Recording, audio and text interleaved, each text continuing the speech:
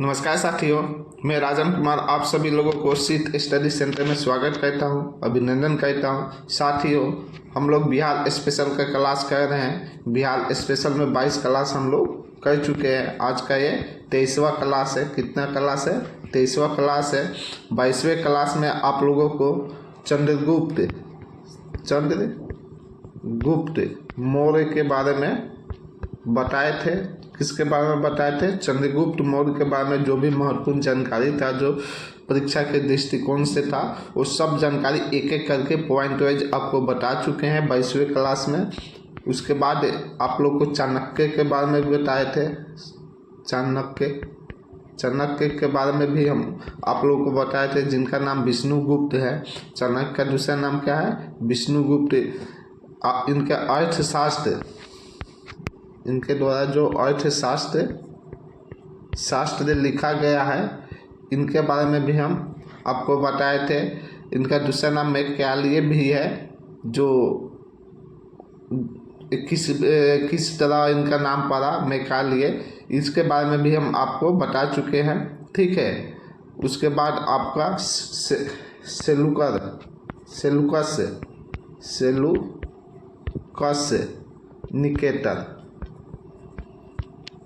सेलूकस Nicator के बारे में भी आपको बता चुके हैं।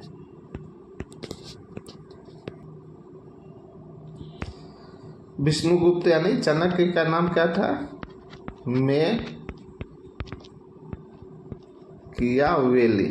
मैकियावेली भी था। एक किस लिए पढ़ा था? एक निकालो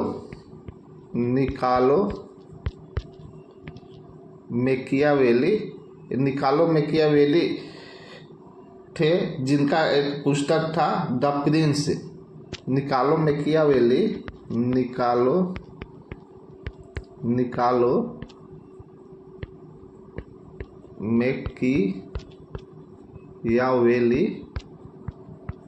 का पुस्तक का क्या नाम था? द प्रिंस नाम था। निकालो मैकियावेली के पुस्तक का नाम क्या था? द प्रिंस था। और जो चाणक्य के पुस्तक का क्या नाम था? अर्थशास्त्र। दोनों को बातें का हूबहू मिलती थी, जिस कारण चाणक्य को मैकियावेली के नाम से भी जाना जाता है। इस बात को आप लोग ध्यान रखिएगा। ये सब जानकारी हम पिछले क्लास यानी 22वें क्लास में आप लोग को दे चुके हैं। तो अगर आप लोग वो क्लास नहीं किए हैं, वीडियो नहीं देखे हैं, तो उसका लिंक में इस वीडियो को प्ले लिस्ट में तो हम डाल ही देंगे। और आपको देखना है तो आप मेरे चैनल के प्ले लिस्ट में जाइए, वहाँ से जाके डायरेक्टली देख सकते हैं। नहीं तो इस वीडियो के डिस्क्रिप्शन में मैं डाल दूँगा उसका लिंक, वहाँ से भी आप डायरेक्टली जाके देख सकते हैं। दोस्तों, अगर आप किसी भी एग्ज़ाम का प्रिपरेशन कर रहे हैं तो आप मेरे चैनल से जुड़िए, मेरे चैनल को सब्सक्राइब कीजिए और वीडियो को साथ ही साथ लाइक और शेयर भी कीजिए।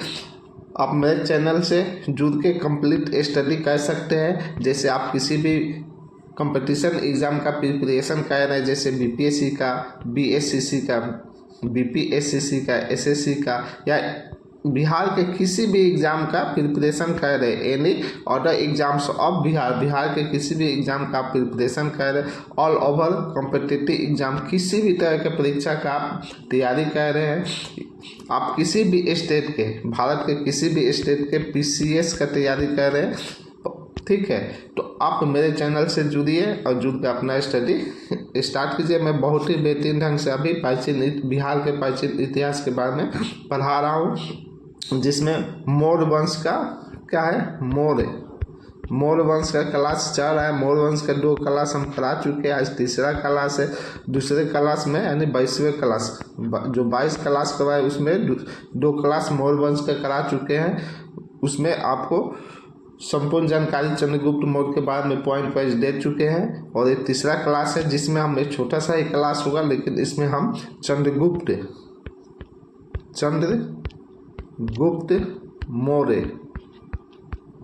चंद्रगुप्त मौर्य के विजय अभियान के बारे में हम लोग देखेंगे, एक एक करके देखेंगे चंद्रगुप्त मौर्य ने कैसे कैसे अपना विजय अभियान किए हैं। तो दोस्तों, आप लोगों को क्लास अच्छा लगता है तो मेरे वीडियो को लाइक और शेयर कर दीजिए। और जो भी फ्रेंड्स मेरे चैनल पर नए हैं कृपया आप लोग चैनल को सब्सक्राइब कर लीजिए, क्योंकि मेरे द्वारा जो भी क्लास करवाया जाएगा उसका नोटिफिकेशन आपको सही समय प्राप्त होते रहेगा। साथ ही वीडियो को लाइक और शेयर भी कर दीजिए। दोस्तों यहाँ पर आप देख सकते हैं चंद्रगुप्त मौर्य का विजय अभियान। हम लोग आज के क्लास में क्या देखेंगे कि चंद्रगुप्त मौर्य ने अपना विजय अभियान कैसे किए। तो यहाँ पे स्टार्ट करते हैं। बंगाल का विजय, जिसकी जानकारी यहाँ पे छूट गया है, क्या होगा, जिसकी जानकारी महाअष्टान अभिलेख से मिलती है। चंद्रगुप्त ने जो बंगाल का अभियान किए थे यानी विजय किए थे, उसकी जानकारी किससे मिलती है, महाअष्टान अभिलेख से मिलती है। ये अभिलेख बांग्लादेश के बोगर जिला में है। ये जो अभिलेख है महाअष्टान कहाँ है, बांग्लादेश के बोगर जिला में स्थित है, जिससे हमको क्या प्राप्त होता है, बंगाल विजय की जानकारी मिलती है। किसका, चंद्रगुप्त मौर्य का। आगे देखते हैं दक्षिण भारत का विजय अभियान, जिसकी जानकारी अहनानूर और मूरानाल से मिलता है।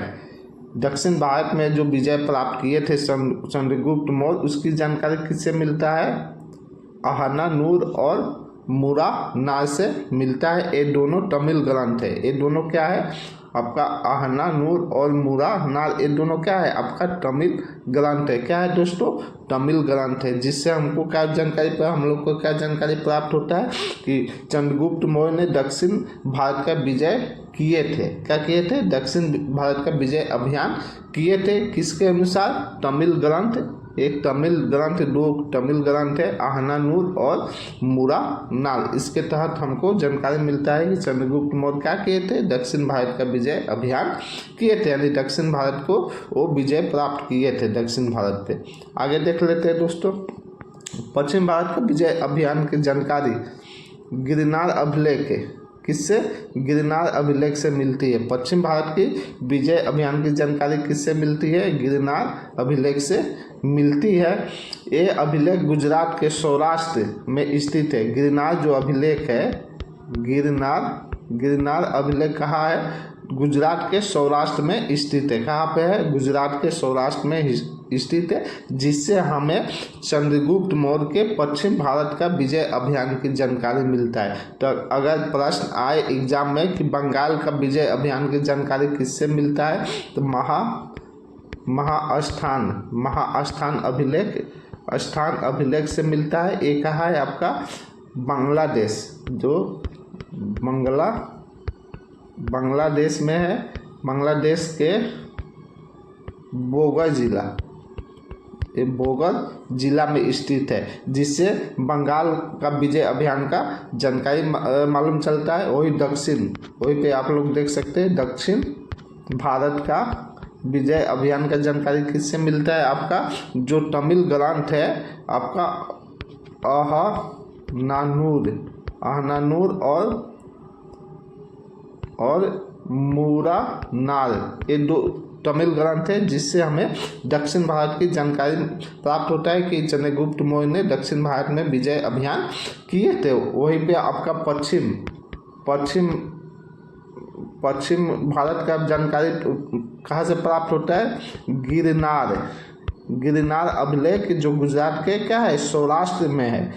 कहाँ पे है, गुजरात के सौराष्ट्र में है। इससे हमें क्या मिलता है जानकारी कि चंद्रगुप्त मौर्य ने पश्चिम भारत का विजय अभियान किए थे। वही यहाँ पे लिखा हुआ है दोस्त कि पश्चिम भारत का विजय अभियान की जानकारी गिरनार अभिलेख से मिलता है। ये अभिलेख गुजरात के सौराष्ट्र में स्थित है। इस अभिलेख का रुद्रा दामन द्वारा लिखा गया है। जो सौराष्ट्र अभिलेख है आपका गिरनार अभिलेख है, जो गुजरात के सौराष्ट्र में स्थित है, इसको किसने लिखा है, रुद्र दामन द्वारा लिखा गया है। ये आपका गिरनार अभिलेख रुद्र दामन द्वारा लिखा गया है। तो एग्जाम में प्रश्न बनता है कि गिरनार अभिलेख की रचयिता कौन है, यानी किसके द्वारा लिखा गया है, तो रुद्र दामन के द्वारा लिखा गया है, जिसे रुद्र दामन अभिलेख के नाम से भी जानते हैं। गिरनार अभिलेख को किस नाम से भी जानते हैं, रुद्र दामन अभिलेख के नाम से भी जानते हैं। ये अभिलेख संस्कृत भाषा में लिखा गया है। गिरनार जो अभिलेख है कौन सा अभिलेख दोस्त? गिरनार अभिलेख संस्कृत भाषा में लिखा गया है और ये संस्कृत भाषा का पहला अभिलेख है। गिरनार अभिलेख क्या है? संस्कृत भाषा का पहला अभिलेख है। एक चंपू शैली में लिखा गया है। तो दोस्तों यहाँ से देखिए कितना प्रश्न बन सकता है। पहला प्रश्न ये बन सकता है कि पश्चिम भारत का चंद्रगुप्त जो विजय अभियान किए थे उसका उल्लेख कहाँ मिलता है? तो आपका गिरनार में मिलता है, गिरनार अभिलेख में मिलता है, गिरनार अभिलेख से मिलता है। ये अभिलेख कहाँ है? तो गुजरात के सौराष्ट्र में है। कहाँ पे? गुजरात के सौराष्ट्र, गुजरात के सौराष्ट्र में ये अभिलेख है। ठीक है, स्थित है। इस अभिलेख को किसने लिखा था? तो इस अभिलेख को रुद्रदामन लिखे थे। किसने लिखे थे? इस अभिलेख को रुद्रदामन लिखे थे। इस अभिलेख को हम लोग क्या कर सकते हैं? रुद्रदामन अभिलेख के नाम से भी हम लोग जानते हैं। ये अभिलेख क्या है? संस्कृत भाषा में लिखा गया है। ये अभिलेख किस भाषा में लिखा गया है? संस्कृत भाषा में लिखा गया है। और इस संस्कृत भाषा का ये क्या है? पहला अभिलेख है। क्या है? पहला अभिलेख कौन सा है? आपका गिरनार अभिलेख है। और ये किस शैली में लिखा गया है? अगर प्रश्न बनता है एग्जाम में, एक किस शैली में लिखा गया है? तो चंपू शैली में लिखा गया है। तो देखिए दोस्त यहाँ से कितने प्रश्न बन सकते हैं आपके, इतने सारे प्रश्न बन सकते हैं कि पश्चिम भारत का विजय अभियान की जानकारी कौन से अभिलेख से मिलता है? गिरनार अभिलेख से। गिरनार अभिलेख कहाँ है? तो गुजरात के सौराष्ट्र में स्थित है। गिरनार अभिलेख को किसने लिखा है? तो रुद्रदामन ने लिखे हैं। गिरनार अभिलेख को दूसरे किस नाम से जानते हैं? तो रुद्रदामन अभिलेख के नाम से जानते हैं। ये किस भाषा में लिखा गया है? तो संस्कृत भाषा में लिखा गया है। इस संस्कृत भाषा का क्या है? पहला अभिलेख है। कौन सा है? पहला अभिलेख है। ये कौन से शैली में लिखा गया है? गिरनार अभिलेख कौन से शैली में लिखा गया है? तो चंपू शैली में लिखा गया है। तो इतने सारे प्रश्न यहाँ से आपको बन सकते हैं। तो आप लोग अच्छे से इसको क्लास कीजिए और नोट डाउन भी करते चलिए। आगे देखते हैं। 298 ईसा पूर्व मगध में 12 वर्ष भयंकर अकाल पड़ा। मगध में आपको 298 ईसा पूर्व में, 298 ईसा पूर्व में मगध में क्या होता है? भयंकर अकाल पड़ता है।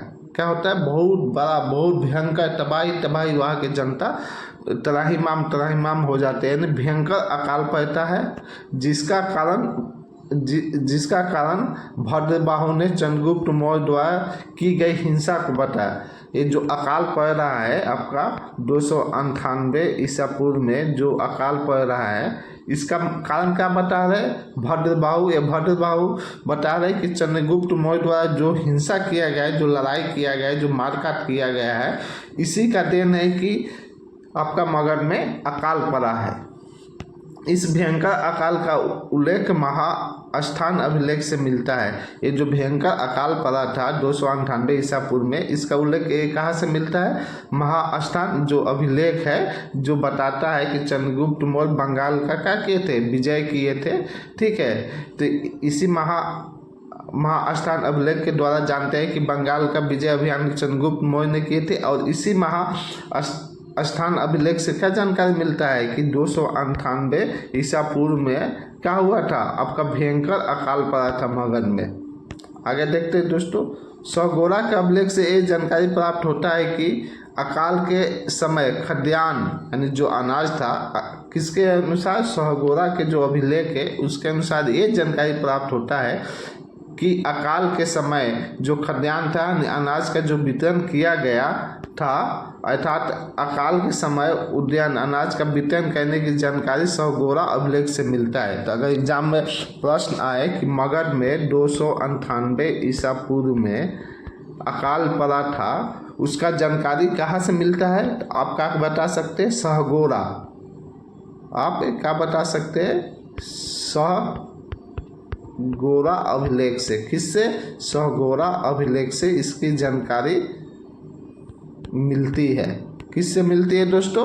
सहगोरा अभिलेख से जानकारी मिलती है कि मगध में 298 ईसा पूर्व क्या हुआ था? अकाल पड़ा था। अकाल का कारण भद्रबाहु ने क्या बताए थे कि चंद्रगुप्त मौर्य द्वारा जो हिंसा किया गया है, इस कारण क्या हुआ है? मगध में अकाल पड़ा है। आगे देखते हैं दोस्त।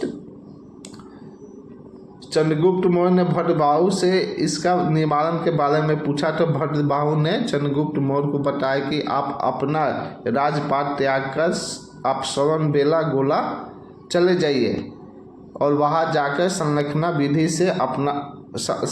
विधि अपना लीजिए। यानी ये भद्रबाहु क्या थे? चंद्रगुप्त मौर्य के गुरु थे। ठीक है, तो उनसे क्या बोले कि चंद्रगुप्त मौर्य ने क्या किए कि भद्रबाहु से इसका निवारण यानी अकाल का निवारण के बारे में पूछे कि इसका निवारण कैसे किया जाता है। तो भद्रबाहु ने क्या बताया चंद्रगुप्त मौर्य के कि आप कहाँ चले जाइए, राजपाट त्याग दीजिए और राजपाट त्याग के आप श्रवण बेला गोला चला जाइए। यानी श्रवण बेला कहाँ है? एक कर्नाटक में है। ये श्रवण बेलगोला कहाँ है दोस्तों? आपका कर्नाटक में। वहाँ पे चले जाइए और वहाँ जाके संलेखना विधि यानी उपवास विधि, खाना पीना छोड़ दीजिए और संलेखना विधि अपना लीजिए यानी उपवास कीजिए बिना खाए पिए। आगे देखते हैं दोस्तों। चंद्रगुप्त मौर्य शासन की बागडोर अपने बेटा बिंदुसार के हाथ में सौंपकर श्रवण बेलगोला भद्रबाहु के साथ चले जाते हैं। यहाँ पे देखिए चंद्रगुप्त मौर्य जाते हैं, भद्रबाहु जाते हैं और भी कुछ व्यक्ति चंद्रगुप्त मौर्य के श्रवण बेलगोला जाते हैं, जहाँ पे एक क्या कहते हैं संलेखना विधि अपनाते हैं। ये लोग क्या कहते हैं? संलेखना विधि ये लोग अपनाते हैं। बाद में ये जो भद्रबाहु है वो फिर मगध में चले आते हैं। ये जो भद्रबाहु है क्या कहते हैं कि चंद्रगुप्त मौर्य को छोड़ के क्या कहते हैं फिर मगध में चले आते हैं। ये लोग मगध में चले आते हैं और वहीं पे क्या होता है चंद्रगुप्त मौर्य का मृत्यु हो जाता है संलेखना विधि के द्वारा श्रवण बेलगोला में। यहाँ पे देखिए चंद्रगुप्त मौर्य शासन की बागडोर किसको सौंपते हैं? जो उनका पुत्र होता है बिंदुसार, उनको सौंप देता है। एक बिंबिसार, आप लोग को बिंबिसार के बारे में बता चुके हैं। किसके बारे में बता चुके हैं? ये हर्यक वंश के क्या थे? संस्थापक थे। सबसे पहले आपको यही पढ़ाए थे कि हर्यक वंश के संस्थापक कौन थे? बिंबिसार थे। एक किसके पुत्र थे? महीये के। किसके पुत्र थे? महीये के। महीये ने क्या कहता है आपका परघोट को क्या कहता है? परघोट की हत्या करके अपने पुत्र बिंबिसार को क्या कहता है गद्दी पे, मगध के गद्दी पे बैठा देता है। तो ये बिंबिसार है हर्यक वंश के संस्थापक और यहाँ पे क्या है आपका बिंदुसार है चंद्रगुप्त मौर्य के बेटा। यहाँ पे आप लोग कंफ्यूज मत होइएगा, इसीलिए आप लोग को यहाँ पे हम बता दिए। चंद्रगुप्त मौर्य अपने शासन का बागडोर किसको सौंपते हैं? बिंदुसार के हाथ में सौंप के और कहाँ चले जाते हैं? श्रवण बेलगोला चले जाते हैं। किसके साथ जाते हैं? भद्रबाहु के साथ जाते हैं। ठीक है, इसके बाद आगे देखते हैं दोस्तों। जिसके बाद चंद्रगुप्त मौर्य की मृत्यु 43 दिन बाद लगभग 297 ईसा पूर्व संलेखना या संधारा, दोनों कह सकते हैं, संलेखना या संधारा का पालन करते हुए हो गई। चंद्रगुप्त, यहाँ पे देखिए आप लोग समझ लीजिए, चंद्रगुप्त मौर्य क्या कहते हैं? अपना बागडोर किसको सौंपते हैं? मगध का अपने बेटा बिंदुसार को। किसको? बिंदुसार को क्या कहते हैं? सौंप के चले जाते हैं और श्रवण बेलगोला में क्या कहते हैं? संलेखना विधि या संधारा विधि आप कह सकते हैं, उपवास कहते हैं। और वहाँ पे कितने दिन तक उपवास कहते हैं? 43 दिन तक उपवास कहते हैं। उसी बीच उनका क्या होता है? मृत्यु हो जाता है। कब? 297 ईसा पूर्व। अकाल कब पड़ा? 298 में पड़ा। ठीक है, तो उस वर्ष के लास्ट में पड़ा होगा। इनका मृत्यु कब हो रहा है? 297 ईसा पूर्व हो रहा है। कब हो रहा है दोस्त? 297 ईसा पूर्व में क्या हो रहा है? इनका मृत्यु हो जा रहा है। चंद्रगुप्त का क्या हो रहा है? निधन हो जा रहा है। अर्थात इसकी मृत्यु संलेखना या संधारा विधि के पालन करते हुए हुआ था। उसके बाद भद्रबाहु क्या होते हैं? वापस दोबारा मगध में वापस आ जाते हैं। तो दोस्तों ये जो हम 3 क्लास पढ़ाए हैं आपका मौर्य वंश का, 3 क्लास जो हम 2 क्लास पहले करा चुके हैं, आज ये तीसरा क्लास करा रहे हैं। आज ये 23वां क्लास है। टोटल आपका कितना क्लास है? 23वां क्लास है आपका प्राचीन इतिहास का, जिसमें 2 क्लास हम मौर्य वंश को करा चुके थे और ये तीसरा क्लास है। ये 3 क्लास में आपको मौर्य वंश के जो भी जानकारी का साक्ष्य है उसके बारे में बताएं। आपको चंद्रगुप्त के संपूर्ण जानकारी बता चुके हैं ये 3 क्लास में। उसके बाद चाणक्य के बारे में भी बताए, निकालो मैकियावेली के बारे में भी हम आपको बता चुके हैं। आपको किसके बारे में और बता चुके हैं दोस्तों, सेकुलस निकेटर के बारे में भी बता चुके हैं। तो बहुत ही बेहतरीन ढंग से आपको ये 3 क्लास करवा चुके हैं। ये तीनों क्लास को देखिए, शुरू से कीजिएगा तो आपको बहुत ही अच्छे से समझ में आएगा। बहुत अच्छे से एक एक पॉइंट वाइज आपको करा रहा हूँ। तो दोस्तों आज का क्लास हम यहीं पे समाप्त करेंगे, फिर मिलेंगे आपको हम नेक्स्ट क्लास में, जहाँ पे हम लोग देखेंगे बिंदुसार से स्टार्ट करेंगे।